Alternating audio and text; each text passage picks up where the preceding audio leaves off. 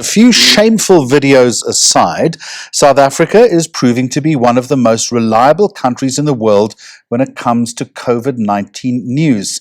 After Singapore, that takes top honors, we seem to have the lowest exposure to fake news.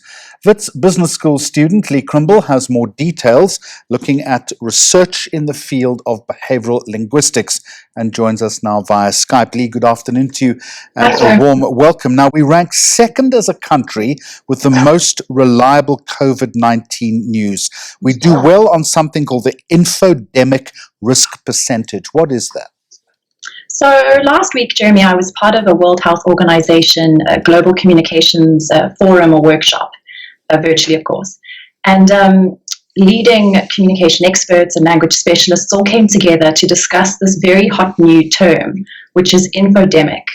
And essentially what that means is that surrounding this pandemic of coronavirus, we now have an information virus that is spreading arguably just as quickly as the actual coronavirus itself. And as part of that workshop, we were introduced to some fascinating research where researchers, in fact, from Italy realized early on in this crisis that they needed to get on top of essentially the overabundance of false fake news and what that can mean in terms of a threat to public health. So part of it, I imagine, Leigh, has got to do with the sanction that people face should they spread fake news in this country. We've seen one or two instances, one or two people already appearing in court. So it would be predicated on the fact that that is a good thing, that in spite of the fact that there's the freedom of speech argument that mitigates against it, the law seems to be working. Absolutely, and certainly South Africa was congratulated as part of that workshop for the work that the government has done in coming out very, very early and saying, if you spread or create false news, you can be put in jail. And I think that definitely has been something that's helped stop the spread as much as other countries, certainly. And now there's this global infodemic observatory.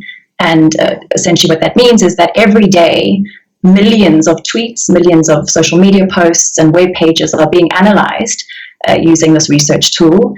Lots of machine learning obviously happening in the background, and countries are being ranked on how reliable their news actually is. Well, two countries that are not reliable, one is the United Kingdom. It has a 27% higher risk of misinformation.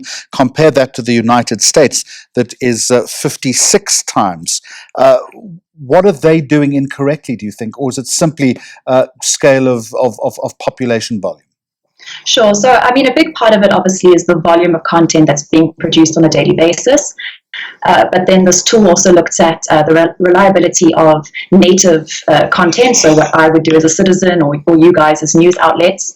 And then it looks at bot-generated content. And I think this is where we're still in a good way in South Africa. We definitely don't have the prevalence of these fake information bots like certainly like America's experiencing. And to your point, if you're in the States right now, you're 56 times more likely to come into contact with something that's fake or just not credible. And that's a scary fact.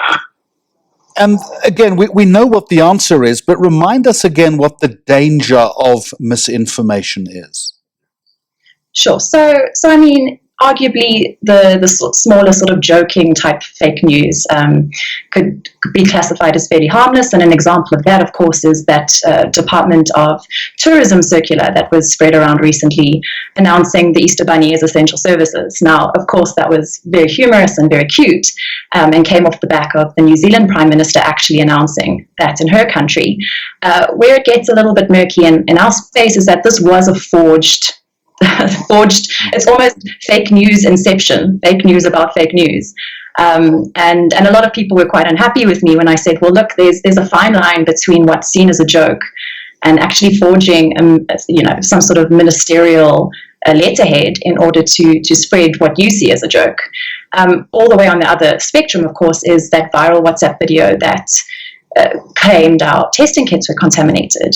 And we saw real life implication linked to that of people in outlying areas not wanting to get COVID-19 tests as a direct result of that WhatsApp. Perhaps it's best not to joke at this time. Maybe my sense of humor isn't your sense of humor. Agreed. And I mean, I think we're going to be seeing more and more of that. And it's great that the government's taken quite a firm line on rather just don't do it. As part of this workshop, the World Health Organization recommends information immunity and working on your digital hygiene in the same way that we work on our hand washing and our social distancing. And essentially that just means fact check what you're getting. It's very easy to copy paste what gets sent to you into a browser and check if it's on a reliable news outlet such as yourselves, and look for things like, are there lots of exclamation marks? Is the text in all capitals? Is there red text?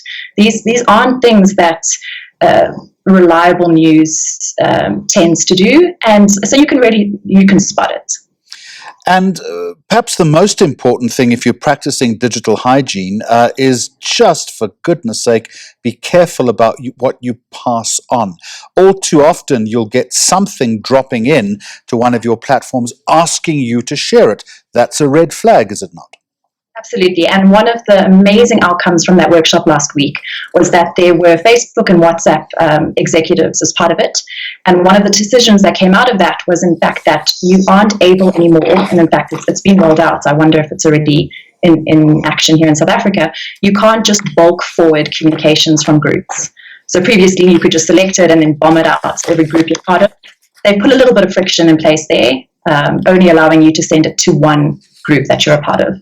Leigh Crymble, thanks for the insight. I appreciate your time. She is a behavioral linguist.